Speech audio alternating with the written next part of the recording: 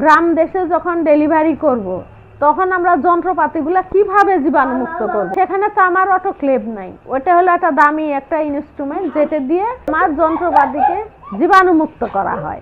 সব জায়গায় তো এটা নাই, তাহলে আমার জীবাণুমুক্ত করার জন্য কয়েকটা পদ্ধতি আছে। একটা হলো বয়লিং, মানে ফুটানো হয়, যন্ত্রপাতি পানিতে ফুটানো হয়।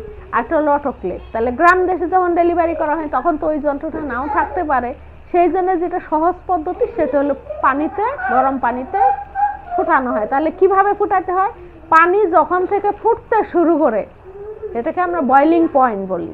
তাহলে পানি যখন থেকে ফুটতে শুরু করে যতগুলা ডিকন্টামিনেশন আগে অবশ্যই করে নিতে হবে। ক্লোরিন সলিউশন দিয়ে অবশ্যই ভালো করে ক্যাচ করে খুলে ভালো করে ক্লোরিন সলিউশনে দিয়ে 10 মিনিট উঠায়, তারপরে সাবানের গুঁড়া দিয়ে ঘষে ধুয়ে শুকায়, তারপরে আমরা ওই পানিতে দিব। এবং ইনস্ট্রুমেন্টগুলো যাতে ডুবানো অবস্থায় থাকে, অর্ধেক বার হয়ে থাকলে ফুটাবো তাহলে সেটা হবে না। ইনস্ট্রুমেন্ট সম্পূর্ণ ডুবানো অবস্থায় থাকবে এবং যখন থেকে পানিতে বয়েল শুরু হবে, ফুটা শুরু হবে, সেই বয়েলিং পয়েন্ট থেকে ঘড়ি ধরে আধা ঘন্টা ফুটাইতে হবে।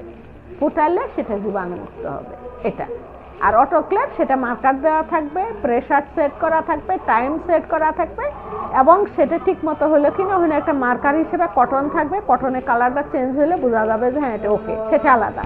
যেহেতু আমার ম্যাক্সিমাম ডেলিভারি গ্রামে বা গ্রামের উপজেলা হেলথ কমপ্লেক্স বা মিডওয়াইফরা বাড়িতে যা করেন, তাহলে বয়লিংটাই ম্যাক্সিমাম করে।